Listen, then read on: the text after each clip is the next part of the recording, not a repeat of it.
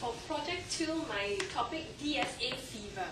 So before I start on my topic, maybe can someone tell me what does DSA stand for?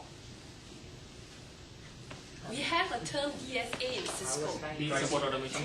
Sorry? Deal support automation. That's right. Deals supporting, that is a tool, it's a web application that finance use it for non-standard deals. Right? So I'm not going to talk about that, okay? In case you think I'm going to tell you about what the steps you need to do to put in the deals transaction. So what I'm actually going to share with you, DSA, is actually called Direct School Admission. That's right. It rings, it resonates with you, right? Have you been through the exercise? No, I'm too old for that. Young. Okay, so DSA is a direct school admission program. It's actually, started in 2004, okay, by our Ministry of Education in Singapore. Basically, what they're trying to do is to allow some flexibility to our secondary schools, to give them some flexibility in terms of selecting certain percentage of their own students based on talent, or maybe based on certain niche area that they wanted to develop. So this is actually a program, okay, that fellow Toastmasters, if you're parents with primary school kids, or even babies, or even future parents to be, right, pay attention for 5 minutes.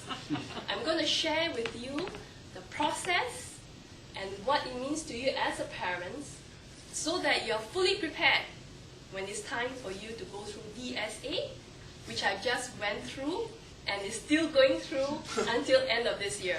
All right. So, take a step back. If I were to ask you this question, how soon, as parents, do you think you should start preparing for your child's education? Take a step back to 40 years ago. If I were to ask this question to my parents, what would their answer be? Very simple. My parents would say, I will put her into an English school, right? And that's it.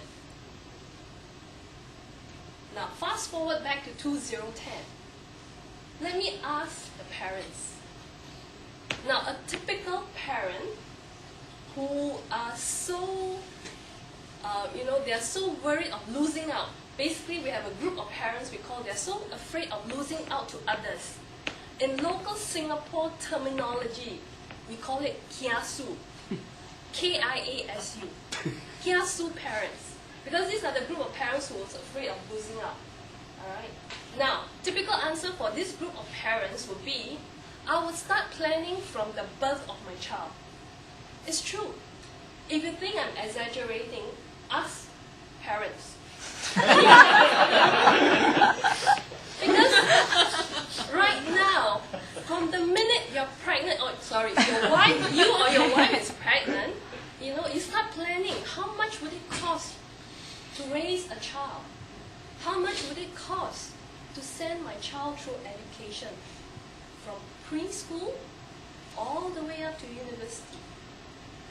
In those days, my parents say you're lucky if you can complete whatever government school that they give you the education. You're lucky, you get a certificate, go to university, come out and get a job. Right? But these days, it's not so easy. Okay? First, primary school.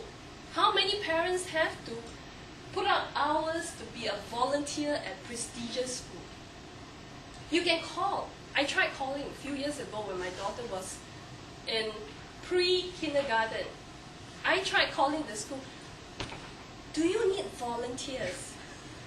So they're saying, I'm sorry, madam, all our volunteer work has been taken up, all the way even to a traffic warden.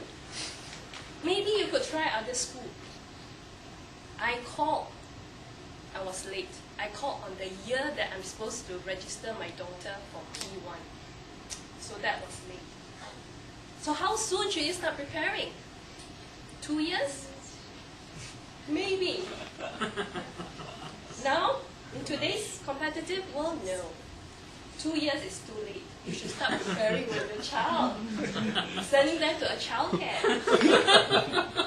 It's true. I'm not exaggerating, it's true. But never mind, I'm one of them who are so-called latecomers.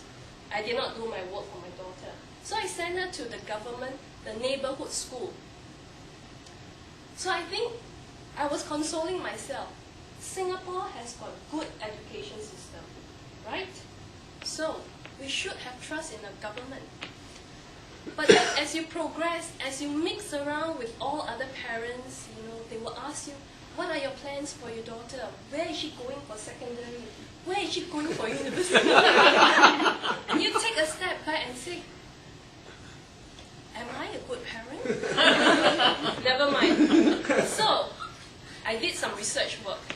I told myself I will not be late this round. And I'm glad I was not late. I started last year. No, sorry, I started end of P4. That was 2 years ago. Right, 2 years ago, I went and did research. And that's where I found out about DSA, Direct School Admission. So parents, there's still hope. If you miss P1, there's still hope. So my advice to you is, come P4, you need to go to the Ministry of Education website. Search for DSA. It will pull out the list of 80 schools that's participating in this DSA programs. It's not as simple as that. 80 schools, all right? 80 schools, you need to run down what kind of school they have. Integrated program means 6 years. You enter Sec 1 all the way to grade 6, to pre-junior college. Without going through, you bypass GCE O level. That's good. 6 years straight in the same school. Or there are some schools who have niche areas, like the NUS High School.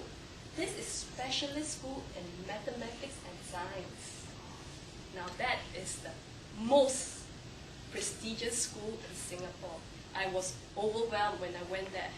There were so many parents I didn't know. There were so many parents in Singapore, all having the same vision to go enroll their children for that school. Oops, my time is up. So parents, DSA, start your preparation now. P4, go to MOE website, look for the schools, talk to your children, find out what are their strengths. Remember, it's about your child. It's not about parents' preference. Your child knows what they want, and help them to select at least 3 schools. Because if one doesn't make it, the second choice may make it. If the second choice doesn't make it, you still have the third choice. But if all else fail, at least you still have the PSLE results. Because at the end of the year, if your child does well, the results should be able to go to one of those schools. The chances of her getting into a good school is there.